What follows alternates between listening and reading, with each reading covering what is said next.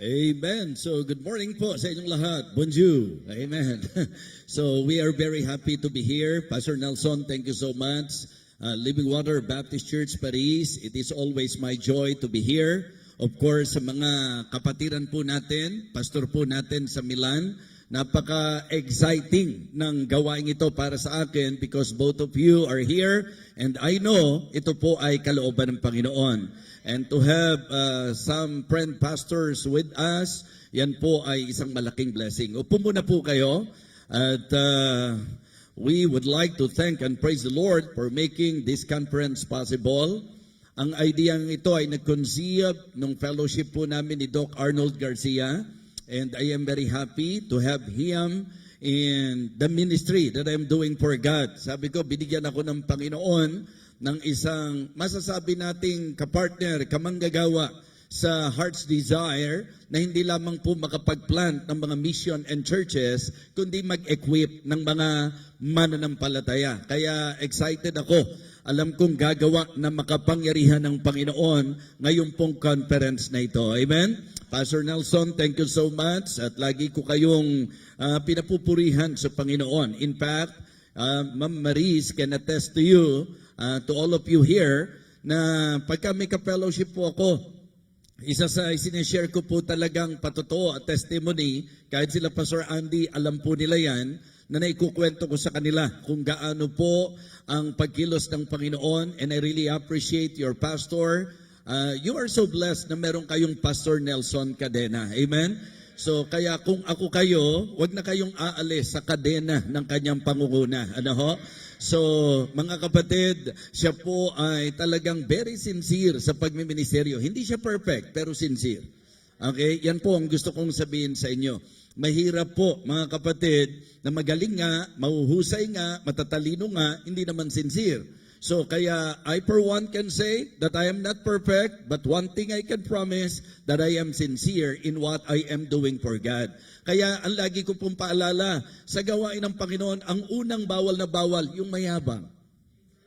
Alam niyo po yung ibig sabihin ng mayabang? Yung kapag may nagagawa na, may posisyon na, yung bang ang tingin sa sarili niya, somebody. Mga kapatid, we are all nobody. Diba? It is only because of God's mercy. It is only because of His grace. Kaya habang ginagamit po ako ng Panginoon, lalo ko pong kinikilala na talagang ako po ay completely nothing without Him. And I am very thankful to God because having that mentality and attitude, I realize na doon ka mas gagamitin ng Panginoon. Kaya po ngayong umaga, again, ako po'y masaya sa ating pong equipping conference na ito. And it is good to somehow naging preparado po tayo sa ating naging pagpunta rito. Alam niyo mga kapatid, ito po ay sounds parang sa iba parang bulahan eh. Pero ako, ang totoong damdamin ko po, pag ako pumupunta sa mga ministries natin abroad, actually po yung makamayan pa lang kayo, lakas na po para sa akin.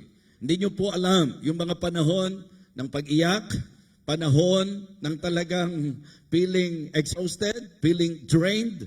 It is because you are absorbing yung pong mga dala-dala ng mga mananampalataya. And to have and to handle just one ministry is already hard. Pero yung pagtiwalaan ka ng Panginoon ng hindi ilang tao, hindi ilang ministeryo, yun pa lang mga kapatid, dapat magdala na sa inyo sa idea that you really need to pray for your senior pastor. Amen? I need you and I want to take this opportunity to thank you all, especially all my prayer warriors. Ang laki-laking bagay nyo po sa akin pong pagganap ng atas ng Panginoon sa akin. So, ngayong umagang ito, magsisimula na po tayo dahil lagi ko pong sinasabi na ang narealize ko po sa usapan ng ministry, sa usapan ng pangangaral in particular, kapag ka po hindi tayo nagsimula, hindi tayo matatapos. Kaya para makatiyak na matatapos, magsimula na po tayo. Amen? So, are you happy today? Are you all excited? Well, gagawa po ang Panginoon. So, ang ating pong conference na ito, ang ibig sabihin po, mga kapatid, ay pagpapalakasan. Diba? Equipping Conference. What it means to be equipped. Ano ba ang ibig sabihin nun? Ang ibig sabihin po nun is to be prepared, to be trained, to be supplied, and empowered to do God's will. Yun po ang idea ng tinatawag nating equipping. Kaya po, sa unang challenge po natin, kick-off po ito mga kapatid. Ito po ang panimula sa ating pong conference, Challenge from the Word of God. And this morning, ang sentro natin, salita ng Diyos, ang bida sa atin ay ang Diyos, kaya lahat, ang bawat isa, dapat tiyakin na meron tayong disiplina, hindi ito oras ng pagsiselfone, hindi ito oras ng kwentuhan, ito'y oras na pakikinig ng salita ng Panginoon. Kung ready na po kayo, let me know by shouting Amen! Grabe naman, pati yung mga nasa online, ang lakas ng amen nila. So, sige po, 2 Timothy chapter 3, please. 2 Timothy chapter 3, and again, let me request all of you to please stand up as I read our text. Ito ang ating magiging foundation. What I would like to share with you this morning is a message entitled, Be Equipped in These Perilous Times. Be equipped in these last days. Tayo po ay magpalakasan at mapalakas ngayon pong mga huling araw, ngayon pong mga mapanganib na panahon. 2 Timothy chapter 3, and please follow me silently in your Bible as I read our text. This know also that in the last days perilous times shall come. For men shall be lovers of their own selves, covetous, boasters, proud, blasphemers, disobedient to parents, unthankful, unholy, without natural affection, truce breakers, false accusers, incontinent, fierce, despisers of those that are good, traitors, heady, high-minded, lovers of pleasures more than lovers of God, having a form of godliness, but denying the power thereof. From such turn away. For of this sort are they which creep into houses and lead captive silly women laden with sins, led away with divers lusts, ever learning, and never able to come to the knowledge of the truth. Now as Jannes and Jambres withstood Moses, so do these also resist the truth. Men of corrupt minds reprobate concerning the faith. But they shall proceed no further, for their folly shall be manifest unto all men, as theirs also was. But thou hast fully known my doctrine, manner of life, purpose, faith, long-suffering, charity, patience, persecutions, afflictions, which came unto me at Antioch, at Iconium, at Lystra. What persecutions I endured, but out of them all the Lord delivered me. Yea, and all that will live godly in Christ Jesus shall suffer persecution. But evil men and seducers shall wax words and words, deceiving and being deceived. But continue thou in the things which thou hast learned, and hast been assured of, knowing of whom thou hast learned them, and that from a child thou hast known the holy scriptures, which are able to make thee wise unto salvation through faith which is in Christ Jesus. All scripture is given by inspiration of God, and is profitable for doctrine, for reproof, for correction, for instruction in righteousness, that the man of God may be perfect, truly furnished unto all good works. Pagpalain po ng Diyos ang pagbasa natin ng kanyang banal na salita. Let us go to Him in prayer. Let us pray. Our gracious, loving God, thank you so much for this wonderful day. Thank you for this very beautiful morning. Thank you for allowing us to gather here for the purpose of equipping one another. I pray, O Father, that you will empower your humble servant. Lord, I acknowledge the fact that without you, I can do nothing. So please help me. Give me wisdom. Puspusin mo po ako ng banal na Espiritu at ilagay mo po sa aking mga labi ang salita na dapat kong ipangaral upang ito po'y maging tatag at tibay ng bawat makikinig. Nawa, wag po kaming pagsayang ng oras na ito. Kami po'y maging concentrated, focus sa amin pong magiging pag-aaral. Salamat po sa Living Water Baptist Church Paris, sa leadership ni Pastor Nelson, kasama po ang kasigasigan ng mga members. Thank you po na sila'y nag-host ng conference na kagaya nito. I pray, O God, that you will continue to bless Pastor Nelson, his family in the ministry, and I pray, O Father, that your name be glorified and magnified in our midst. Thank you so much. Ito po ang aming panalangin. Gawin mo po ang iyong kalooban sa bawat isa sa pangalan po ng aming Panginoong Jesus. Amen. Amen. You may now be seated. Well, this morning, it is good for you to have an idea kung bakit nag-conceive ang ganito pong idea ng gawain. Equipping Conference. Mga kapatid, ngayon po sa binasa nating talata, binigyan na tayo ng idea na medyo tanaw na po natin. Na tayo po'y nasa mga huling araw na. At ito po yung tinukoy ng writer ni Apostle Paul. Siya po ang sumulat nito. And because of his deep concern to his son in the faith, to one of his disciples, dahil sa siya po ay concern kay Timothy, ibinigay niya itong sulat na ito, itong paalalang ito, na masasabi po nating babala, mga kapatid. Dapat maging aware ka dito. This know also that in the last days, perilous times shall come. Actually po, yung ginamit ni Paul na perilous times, dito po sa ikalawang sulat niya, ito rin po yung idea ng tinukoy niya sa unang sulat niya kay Timothy. Sa 1 Timothy chapter 4, sa verse number 1, now the Spirit speaketh expressly that in the latter times, some shall depart from the faith. So yung tinukoy niyang latter times, doon po sa unang sulat niya kay Timothy, sa ikalawang pagsulat niya, ito yung tinukoy na niya na yung latter times na ito, perilous times. Ito yung panahong mapanganib. At mga kapatid, using our observation, the Word of God is very true. Nowadays, mga kapatid, lalong obvious po sa atin yan. So the more na ako at ikaw ay dapat maging equipped, the more na ako at ikaw ay dapat maging matibay at matatag. Alam niyo po ba, ng isa sa masasabi nating kalungkutan sa panahong ito, kahit ang mga Kristiyano ay apektado. Diba?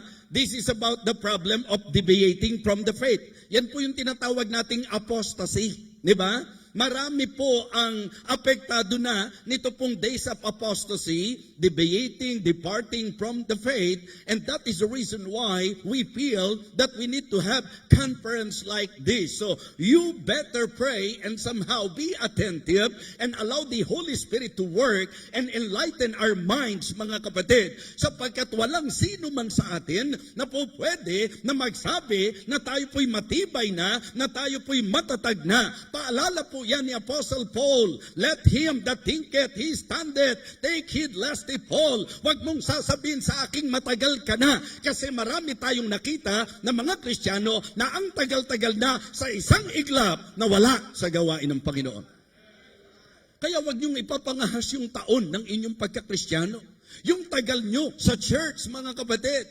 Lagi tayong magbantay. Lagi tayong mag-ingat. Remember, the Apostle Peter reminded his co-laborers, his co-elders. Ang sabi niya, be sober, be vigilant, because your adversary, the devil, as a roaring lion, walketh about, seeking whom he might devour. Ito po ang magiging malinaw na sagot kung bakit po nangyayari na may mga kasamahan tayo, may mga Kristiyano na nagpasimulang aktibo, napaka-apoy sa usapan ng paglilingkod sa Panginoon sa isang iglap, ganung-ganung kadali na iiwanan ang gawain ng Panginoon.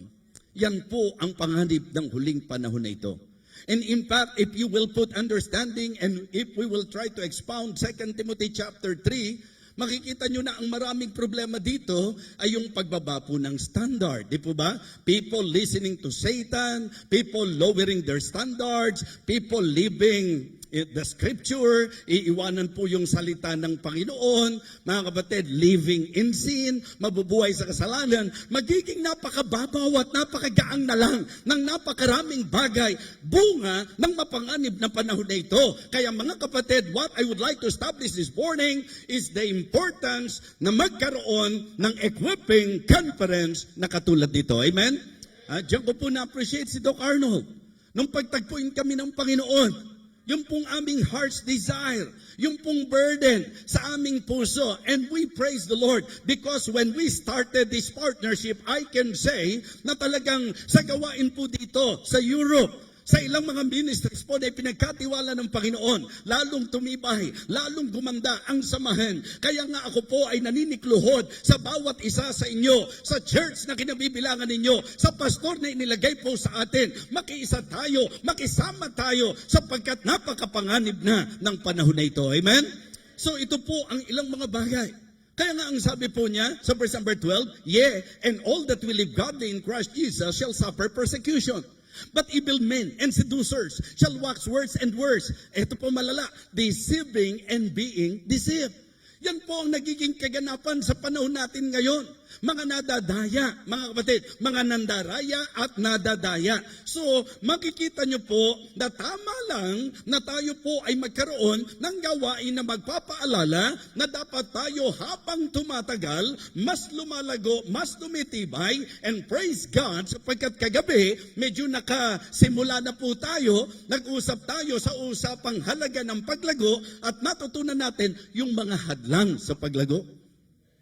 Now dito po ang sabi niya kay Timothy, but continue thou in the things which thou hast learned and hast been assured of, knowing of whom thou hast learned them.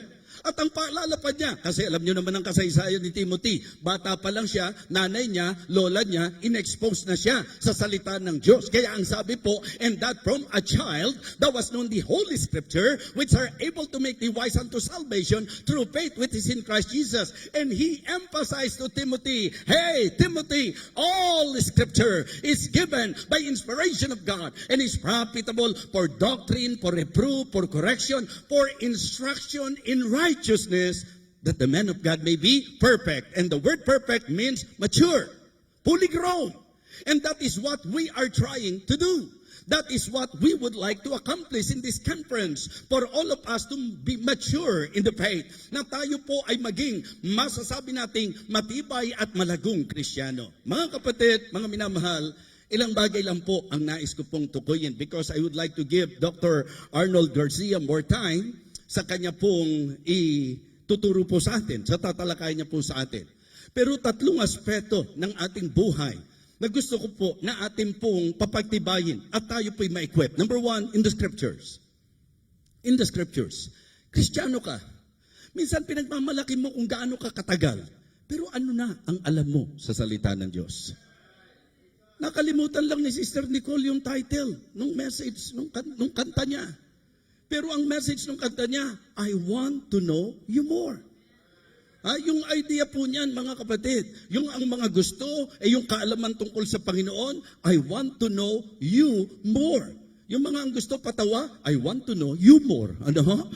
You more ang gusto po nilang matutunan.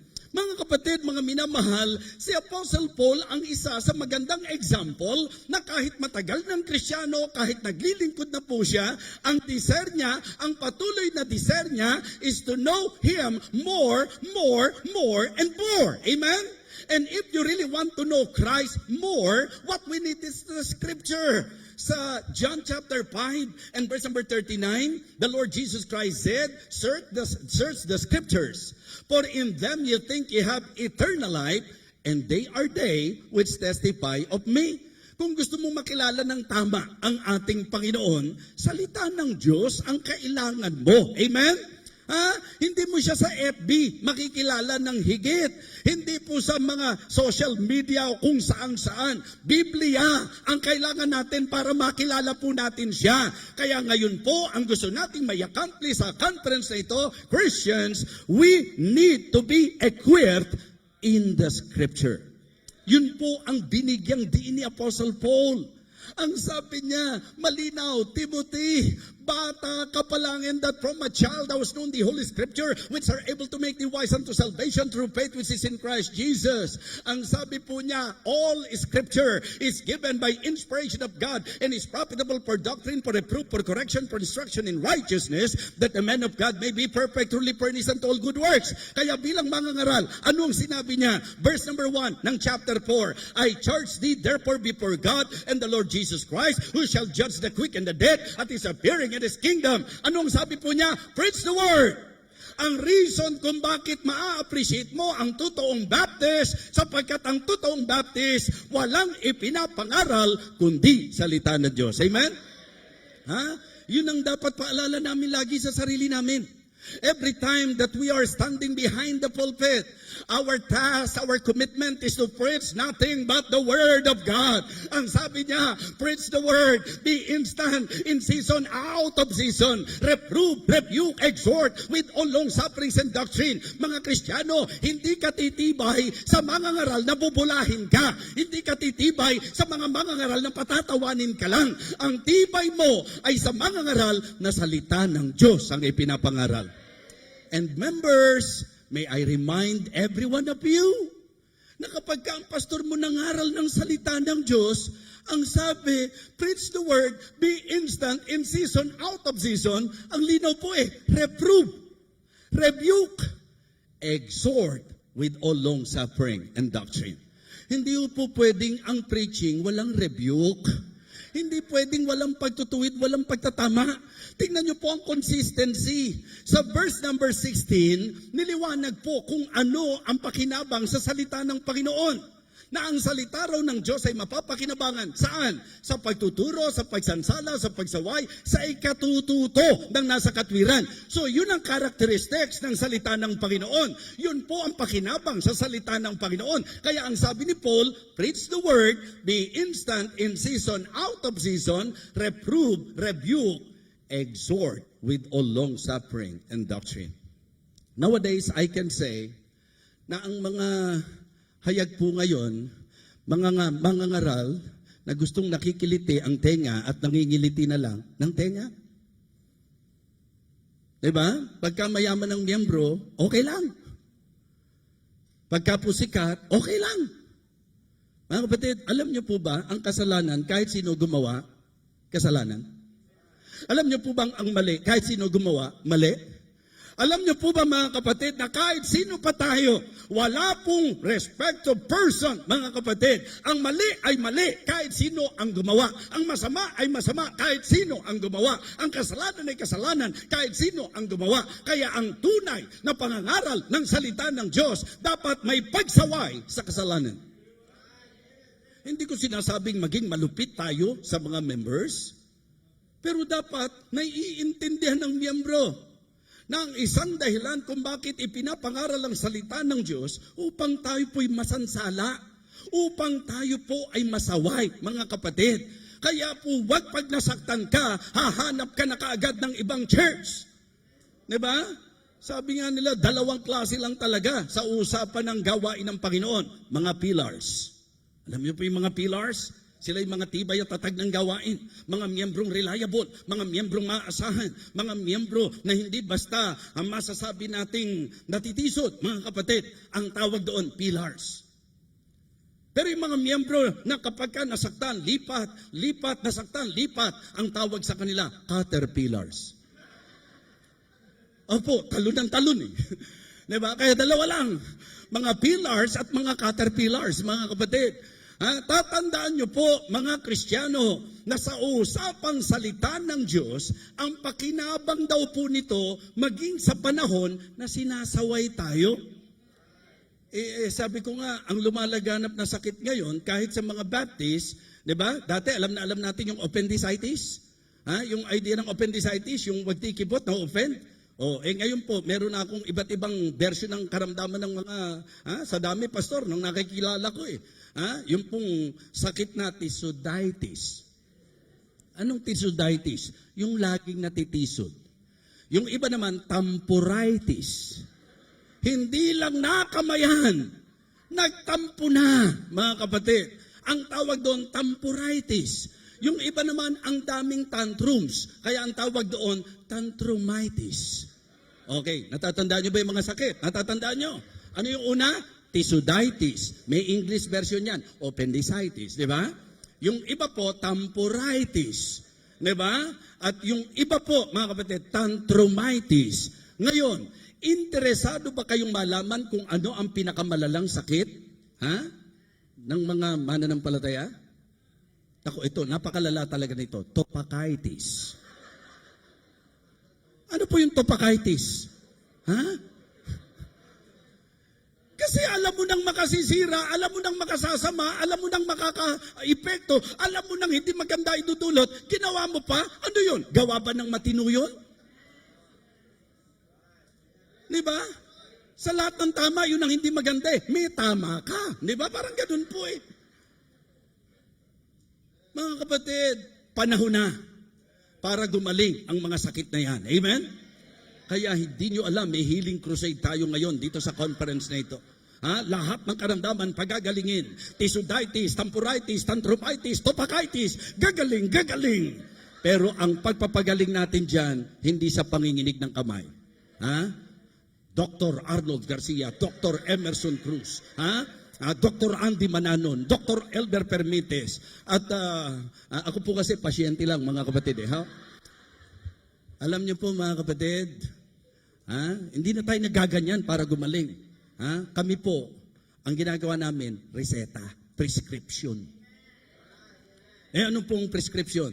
Kung ikaw ay tisuditis, may sakit na tisuditis, tampuritis, tantrumitis, at topakaitis, ang reseta ko sa inyo, take the word of God 3 times a day.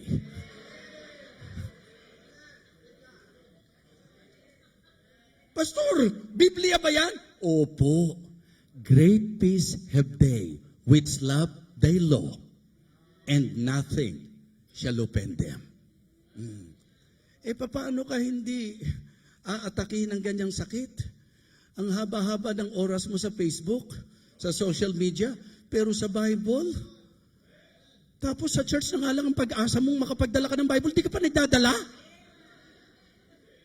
Ewan ko sa inyo. Di ba? Mga kapatid, sa school, may textbook tayo.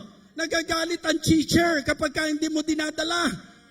Di ba? Sabi ng teacher mo, nasaan ang textbook mo? Ba't di mo dinala? Okay? Anong gagawin? Kukunin yung aklat ng mga kaklase mo. Ipapaano sa'yo, tapos nakaganyan ka. Di ba?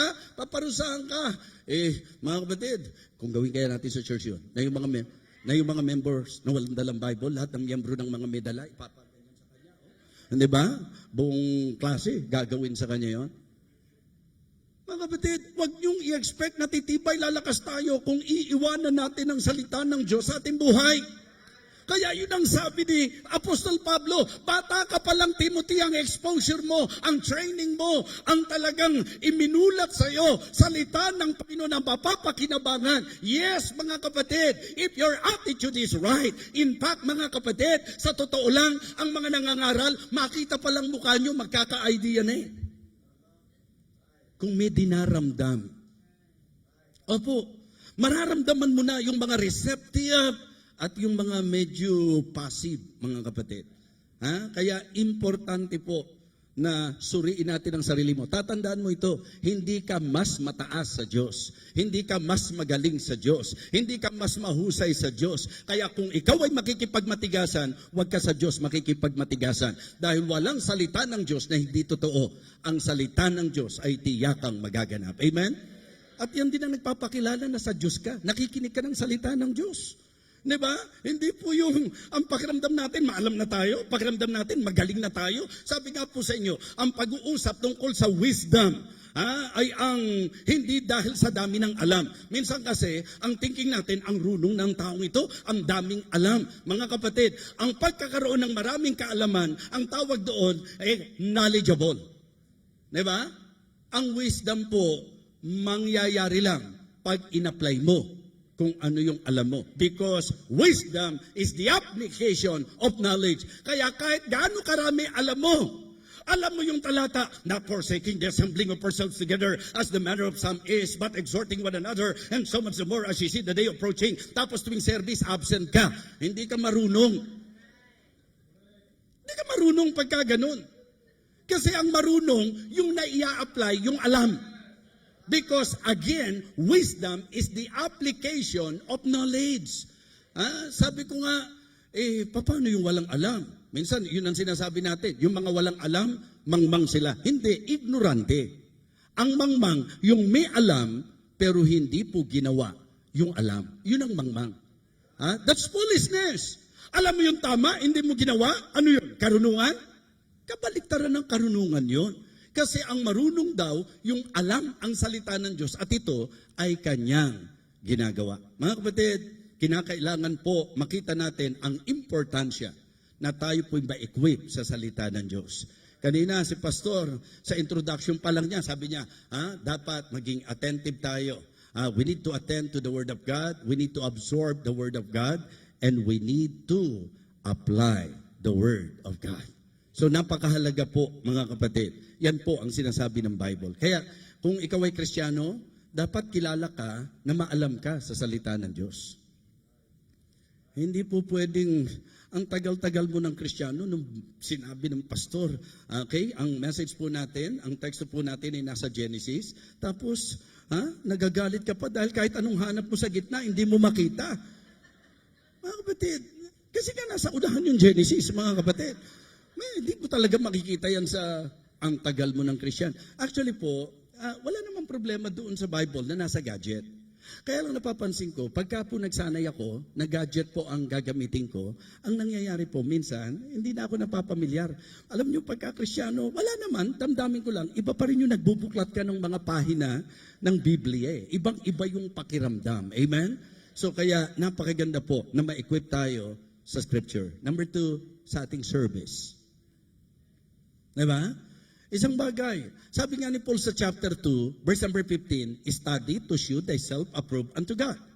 A workman that needeth not to be ashamed. Rightly dividing the word of truth. So ang sabi po mga kapatid, pag-aralan natin na humarap ng subok sa Diyos, isang manggagawa o mangangaral na walang dapat ikahiya na tamang ginagamit ang salita ng Panginoon. Kaya nga mga kapatid, wala namang problemang nanonood kayo ng online. Lalo na kung believer's breakfast yan o kaya feasting on the divine verses yan. Pero ingat din po kayo na kahit ano na lang pinanunood ninyo. Maganda po na meron pong advice ng pastor. Pastor, tama po ba itong nakikita ko sa FB na may nangangaral, na nagsasabi po ng ganito, na nagtuturo po ng ganito? Mga kapatid, higit sa kanino pa man, ang pastor mo ang siyang responsable at accountable sa Diyos sa iyo. So you better listen to your pastor than sa kung kani-kaninong tinig. Tingnan niyo po yung attitude ni pastor. Diba? Pastor, andyan sila, Pastor Andy. Witness sila rito. Hindi dahil nakaharap ka lang. Hindi ba lagi kong sinasabi, ang nakatutuwa sa pastor na ito, okay? Yung good looking, sige, given na po yun. Sige na po. Lagi na lang ganun ang naririnig ko eh. Minsan, opo, Okay. Pero mga kapatid, ang napansin ko po sa kanya, yung attitude ng pagkilala. Kanina, di ba, very thankful siya. Mga kapatid, kahit nasaan ako, mag-message lang po yan. Di ba? Hindi po pwedeng, hindi ko siya bibigyan ng atensyon. Kahit na reply, pero ang totoo nun, pagka po may nag-message sa akin, dahil nga po mobile po ako, hanggat maaari, ang reply ko hindi chat lang talagang tawag Diba? And I remember way back then, I believe that is one of the reasons why this ministry is blessed, mga kapatid. The Lord is blessing this ministry because of that. Alam niyo po yun, yung bang mula nung pasimula ng pagkilala niya sa akin, mga kapatid, bilang inilagay ng Panginoon na pastor niya, alam niyo po, kahit yung mga desisyon, nandun yung pagsisik niya ng guidance. Tay, may ganitong sitwasyon ano po ba ang dapat kong gawin dito? At doon nga po namin nakita, mga kapatid, na napakalaking bagay kapag ka po tayo ay nagagabayan. Okay? So, ngayon, church na po church na sila Diba? Living Water Baptist Church, kung tutuusin, independent na po kayo. You can stand bilang independent, mga kapatid. But still, mga kapatid, nandun pa rin yung kanyang recognition, acknowledgement, at yung seeking ng advice, ng wisdom, pagka kinakailangan. Kaya sabi ko, nakakatuwang isipin na kapag ka po ang isang gawain ay gustong maging sigurado sa kanyang gagawin, una, nagsisik sa salita ng Panginoon. And then, sa tagapanguna, members, huwag niyo pong sayangin na binigyan kayo ng Diyos ng pastor.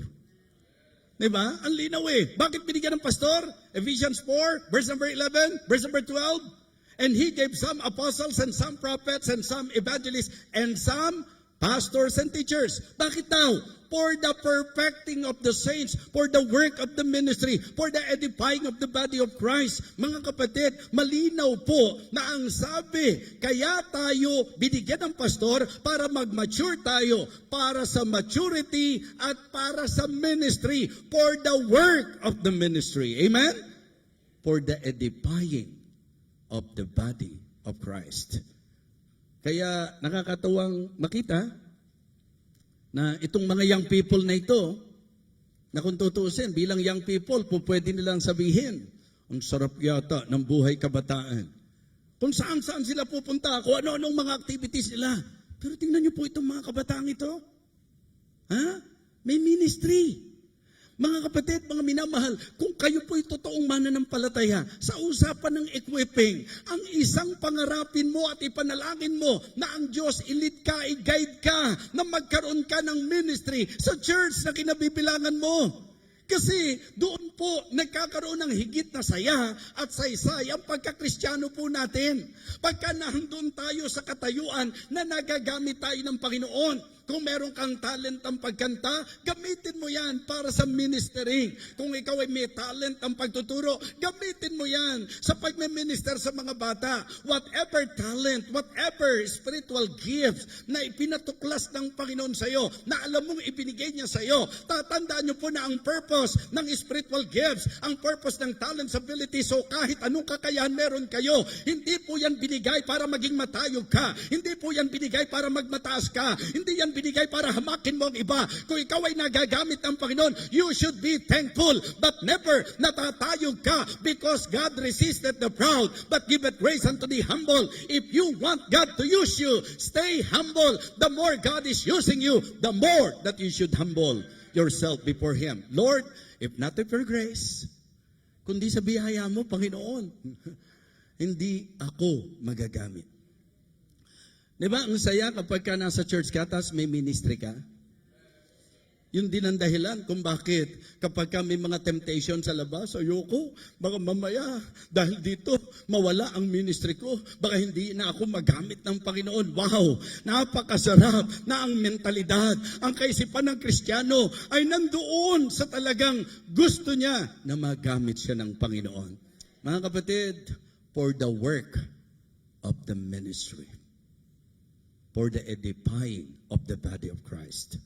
Kaya sa equipping, yung ushering, huwag niyong titingnang mababang gawain yan. Mali! Kasi kayo ang umpise. Walang makakapasok sa church. Walang makakaatin ng service na hindi dadaan sa inyo muna. Kaya yung bukas ng mukha nyo pa lang, pwede na pong magdikta ng mood ng mga papasok. Halimbawa, usher ka, tapos nag-away pala kayo ng asawa mo, tapos ang tingin mo sa mga papasok, kala mo yung asawa mong inaway mo.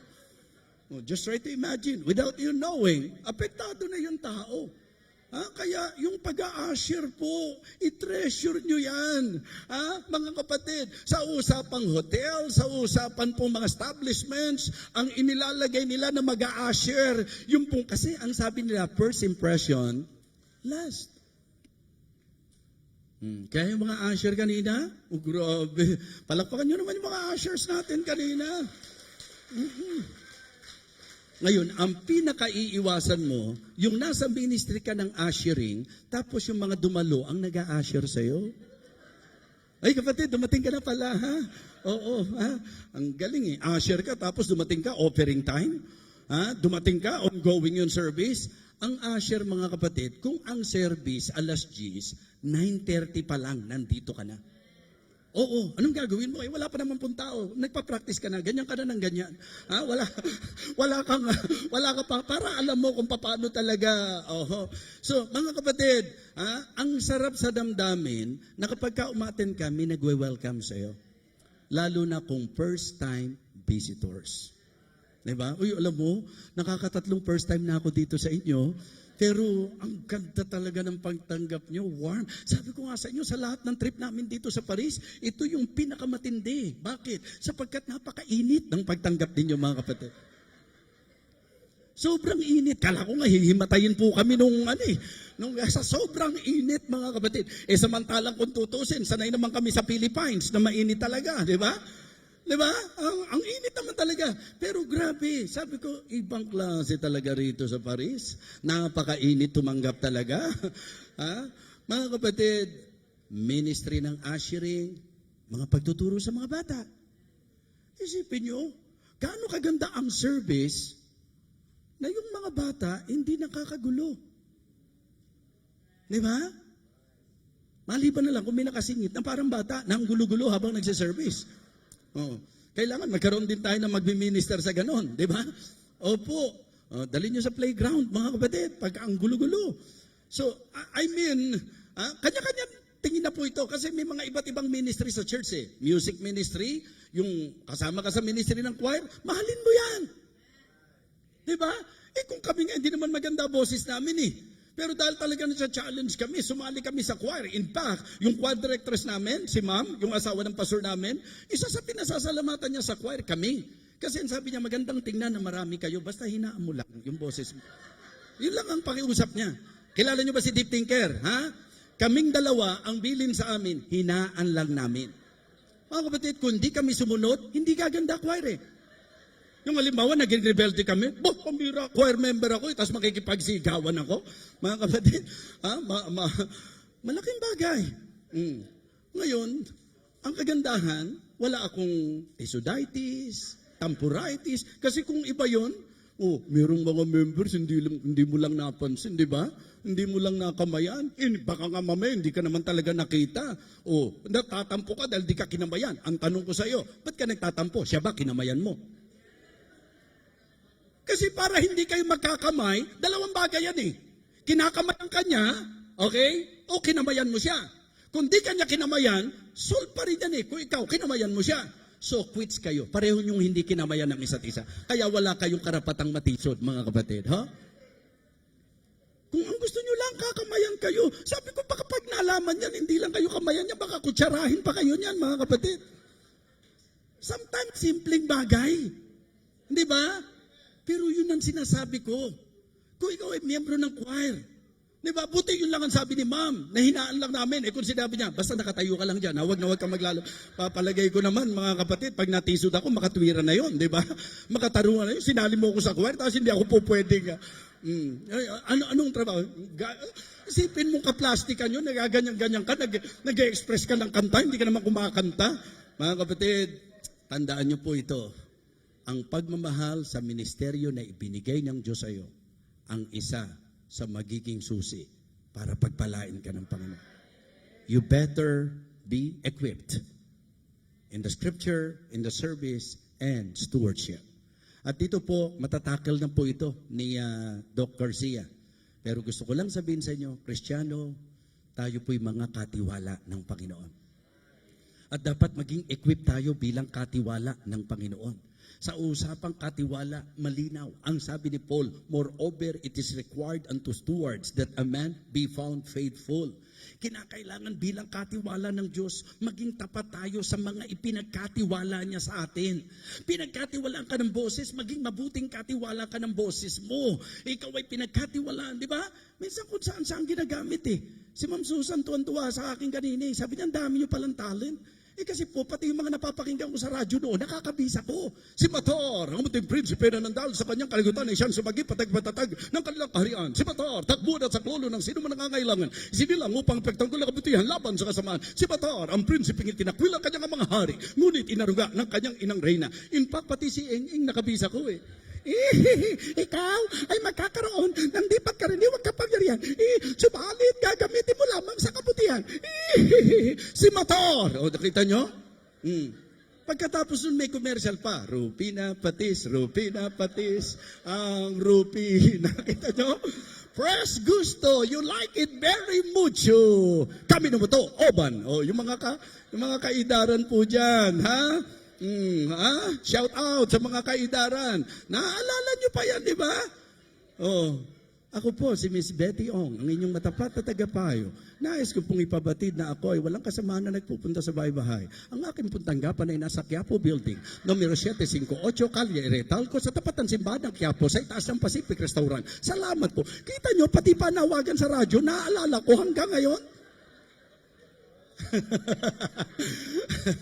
So, mga kapatid, ang totoo niyan, kaya pala ako binigyan ng ganong memory ng Panginoon. Kasi isang araw, pagkakatiwalaan niya ako ng ministry na malaking bagay ang memory. Ang isang nakita ko lang po na nagdududa ko na sharp talaga yung memory ko. Kasi minsan nang hiram ka ng umaga, gabi pa lang nakalimutan ko na yung inutangan ko, gabi pa lang eh. Uy, sabi mo bukas, ano yun? Hindi ko maalala. Selective memory, Ngayon, kung medyo nahagip pa yung mga nanghiram na hindi nagbayad, di bonus na to dito sa conference natin, ha? Hoy, bayad na! Mga kapatid, stewardship. Ang laki-laking bagay sa ministry, ang laki-laking bagay sa gawain ng Panginoon. Kapag yung pinagkatiwalaan niya ng kayamanan, alam kung paano magiging mabuting katiwala ng kayamanan. Hindi yung galante ka sa lahat ng bagay pagdating sa gawain. Tisuditis. Yung iba po meron pang murmuritis. Anong murmuritis? Murmur ng murmur, mga kapatid. Hirap-hirap ng buhay ngayon. Ba't sa economy ngayon? Pastor, puro giving ang puro giving. Kung ang pastor mo, ang mensahe, forgiving, ang gawin mo, forgiving, mga kapatid. Forgiving. Kaya lang, ito naman, paalala lang. Baka mamaya kaya puro ganun ang mensahe. Ang tagal mo kasing sumunod. Sumunod ka para maiba na topic, mga kapatid. So, ganun lang po yan. Kung ikaw ay pinagkatiwalaan ng talent, be a good steward ng talent. Kung ikaw ay pinagkatiwalaan ng kayamanan, treasure, be a good steward. Ikaw ay binigyan ng mahabang buhay. Mga kapatid, ano bang dahilan na tumingi ka sa Diyos ng mahabang buhay? Diba? Kaya, what I realize is this, nasa Christian life, ang issue hindi yung iksi o haba ng buhay, kundi yung naging gamit ng iyong buhay. Kahit maiksi ang buhay, pag nagamit sa Diyos, wow. Pero kahit ang haba-haba ng buhay mo, kung wala namang kwenta at naging kabuluhan sa gawain, buti pa, kinuha ka na lang kaagad ni Lord. Okay, so, mga kapatid, be equipped in these perilous times. Let us pray.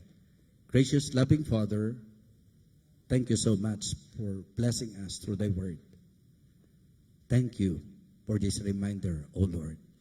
I pray na ang message nito ay mag-stick sa puso, sa isip at buhay ng bawat isa sa amin.